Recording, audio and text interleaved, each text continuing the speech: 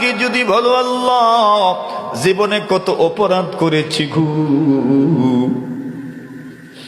আমার অপরাধের ফিরিস্তি যদি আপনার সামনে পেশ করি, গুনতে গুনতে আমার সময় চলে যাবে, কিন্তু ফিরিস্তি শেষ হবে না।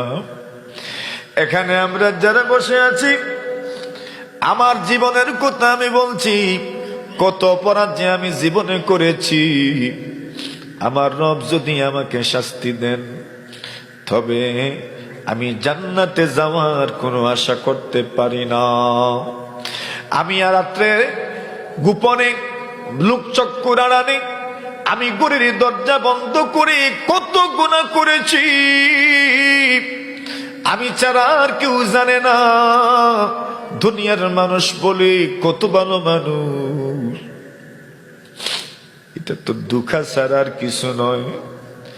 মানুষ দেখে আর বলে ভালো মানুষ, কিন্তু আমি যে মানুষকে ধোঁকা দিই আমার আল্লাহ ছাড়া তো আর কেউ জানে না।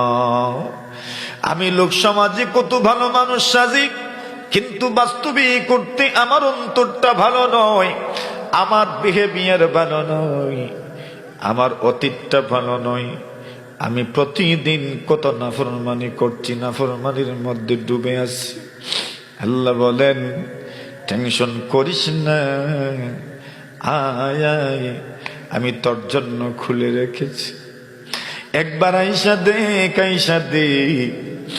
আমি আল্লাহ তোরে ধিক্কার দিয়ে বের করে দিব না, আমি তোরে ধাক্কা দিয়ে বের করে দিব না। তুই যদি ধীরে ধীরে আসিস